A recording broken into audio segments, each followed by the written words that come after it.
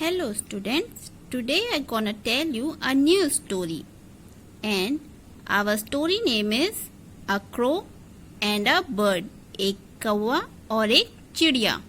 On a time there was a forest. एक बार की बात है, एक जंगल था, उसमें एक बर्ड रहती थी अपने लिटिल चिल्ड्रंस के साथ, मतलब अपने दो छोटे बच्चों के साथ। अचानक एक दिन बारिश का मौसम आया और बहुत ही हैवी रेन होने लगी।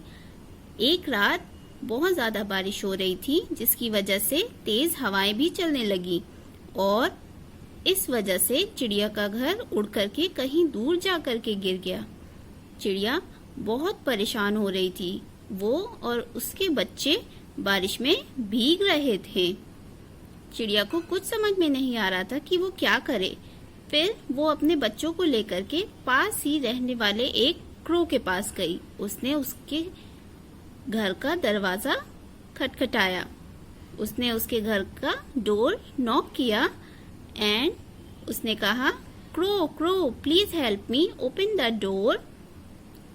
मेरा घर बारिश की वजह से टूट गया है और मेरे बच्चे भीग रहे हैं। देन उस क्रो ने कहा कि मैं डोर ओपन नहीं करूंगा, मेरे बच्चे अभी अभी सोए हैं और दरवाजा खोल दूंगा तो तेज ठंडी हवा की वजह से मेरे बच्चे जग जाएंगे। और उस क्रो ने डोर ओपन नहीं किया। और वो चिड़िया बहुत ही अपसेट हो गई, बहुत ही निराश हो गई। बेचारी चिड़िया वहां से उड़ करके चली गई। कुछ दिन गुजर गए और सब कुछ ठीक हो गया। कुछ दिनों बाद चिड़िया के घर का दरवाजा नॉक हुआ और चिड़िया ने पूछा कि कौन है, तो वह क्रो बोला कि मैं क्रो हूँ, मेरा घर बारिश की मौसम की वजह से फिर से टूट गया है और मेरे बच्चे बारिश में भीग रहे हैं, तो आज रात मैं तुम्हारे घर पर रुकूंगा। चिड़िया ने कहा ठीक है, अंदर आ जाओ। और यह कह करके चिड़िया ने अपने घर का दरवाजा खोल दिया और कौवा और उसके बच्चे उसके घर में आ गए। और फिर क्रो ने अपने पंख में अपने बच्चों को छुपाया और उनको सुला दिया। फिर क्रो को याद आया कि मैंने चिड़िया के साथ कितना गलत बिहेवियर किया था। जब वो हेल्प मांगने आई थी तो मैंने उसकी हेल्प भी नहीं की थी।